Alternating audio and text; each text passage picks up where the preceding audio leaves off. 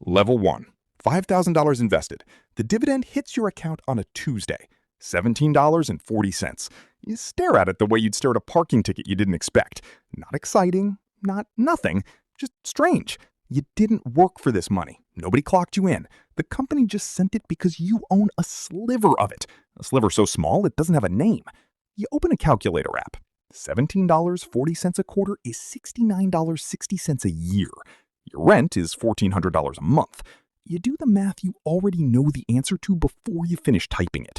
At this rate, this account would need to be worth $420,000 just to cover rent. You're at $5,000.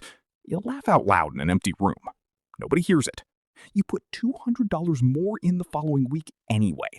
Not because the math makes sense yet, because the account is the only thing in your life that grows without you having to ask permission from anyone. You check the dividend calendar the way other people check sports scores. March 15th, June 15th, September 15th, December 15th. 4 dates on a calendar that used to be blank. The first rule, at $5,000, the dividend isn't income. It's proof the machine exists.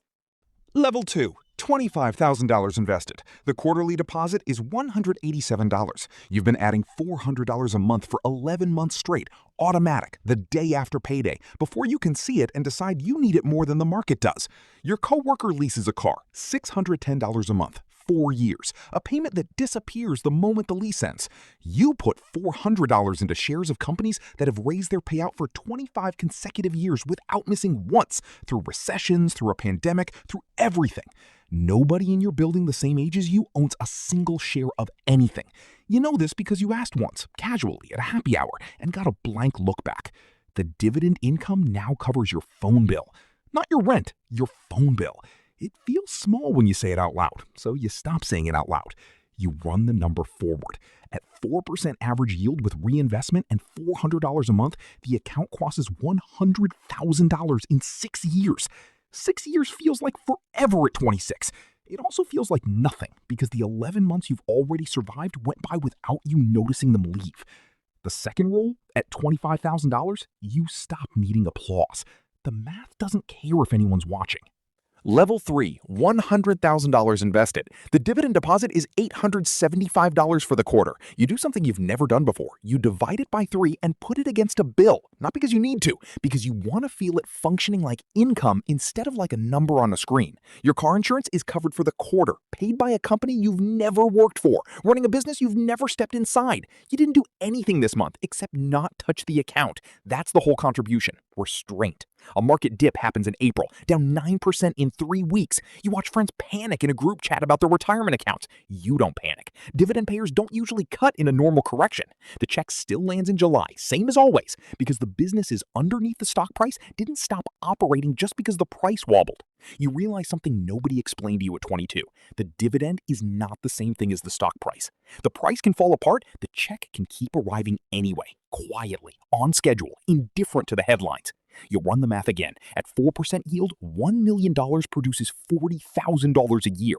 You are 1/10 of the way there, and it took 4 years.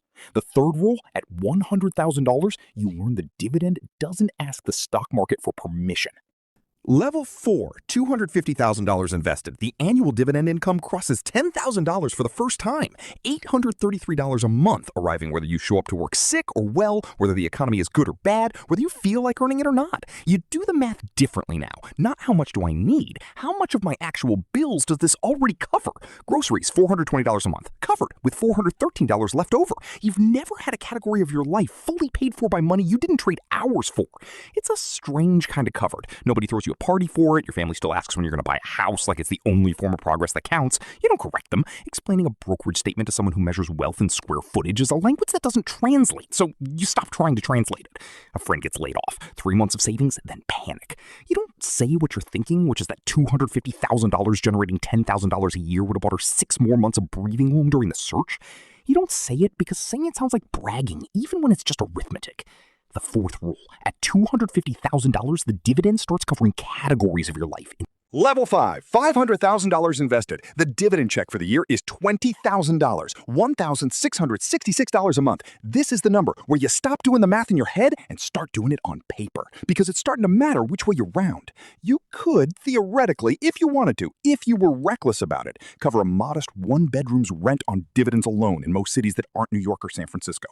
You don't do this. You keep working, but you notice the fear that used to live under every workday, the fear of the layoff, the fear of the manager who doesn't like you, the fear of the industry contracting.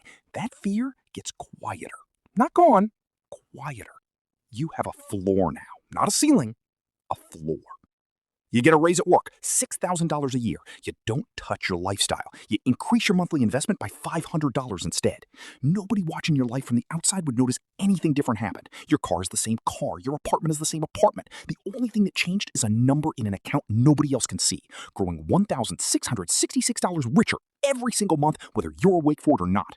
The fifth rule, at $500,000, the dividend becomes a floor. And a floor changes how hard you're willing to fall for any. Level 6, $1 million invested. The number everyone chases without doing the arithmetic on what it actually produces. At a 4% yield, this is $40,000 a year, $3,333 a month, arriving in your account in March, June, September, December, the same 4 dates that used to feel embarrassing when the number was $17.40. You are not rich. You want to be clear about this with yourself, because the internet will tell you $1 million means something it doesn't mean anymore. $40,000 a year is a modest income in most American cities, but it is $40,000 a year that requires you to do nothing. No shift, no manager, no commute. It exists whether you get sick, whether you get fired, whether you decide to sleep until noon on a Tuesday. You tell exactly one person the actual number. Your reaction to their reaction teaches you something. They ask what you're going to do with it, like it's a windfall instead of a floor you spent 9 years building one automatic transfer at a time. You don't correct them. You just don't bring it up again. The sixth rule, at $1 million, the dividend crosses from proof into actual freedom. Small freedom, still freedom. Level 7, $2.5 million invested. The dividend income is $100,000 a year, $8,333 a month. This is the number where the math stops being about survival and starts being about a decision most people never get to make. You could stop, actually stop, not fantasy stop, arithmetic stop. Your bills at your current lifestyle cost less than what this account produces without you lifting anything. You don't quit. You keep the job for another 18 months because quitting feels irreversible, and you want to be sure the number holds through a bad year, not just a good one. You watch the account through a correction, down 14% in the underlying share prices over 2 months. The dividend income doesn't drop. Not one payment is cut. The businesses you own pieces of keep collecting revenue and keep sending you a portion of it regardless of what the price chart is doing that week. You understand now, in a way you couldn't at $5,000, that you were never investing in a number going up. You were investing in a stream that didn't care what the number was doing. A former coworker reaches out for advice. He wants to know the secret. You tell him there isn't one. Automatic transfer, dividend reinvestment, index of companies that don't skip payments. 10 years, don't touch it. He nods like you've withheld something. You didn't. The seventh rule, at $2.5 million, the dividend stops being something you're chasing and becomes something you're deciding what to do with. Level 8, $5 million invested, $260,000 a year in dividend income, $16,666 a month, arriving whether you work or don't, whether you're in the country or not, whether you're paying attention to the account or you've forgotten the password for 3 months because you had better things to think about. You've stopped checking the dates on the calendar. March, June, September, December used to be circled. Now they're just months. The check arrives like weather. Expected, unremarkable, no longer a small miracle you screenshot. You are not retired in the traditional sense. You just no longer distinguish between working and not working because neither one changes whether the rent gets paid. People who meet you now assume things about your life that aren't quite accurate. They assume the number bought comfort. It didn't buy comfort. Comfort arrived years earlier, back around $500,000 when the floor first appeared under you. What $5 million bought was indifference, a specific kind of calm that has nothing to do with luxury and everything to do with the complete absence of financial fear, a fear you carried for so long you forgot it was optional. You think sometimes about the version of you at 24 doing math on a phone calculator, dividing 1740 by 3 and laughing alone in a room. That version of you would not believe this number. That version of you would ask what changed. The answer is nothing dramatic. The answer is the same $400 a month on the same schedule for a very long time, while everyone around him spent theirs on things that didn't send a check back. The eighth rule? At $5 million, the dividend doesn't change who you are. It just finally stops asking you to prove it.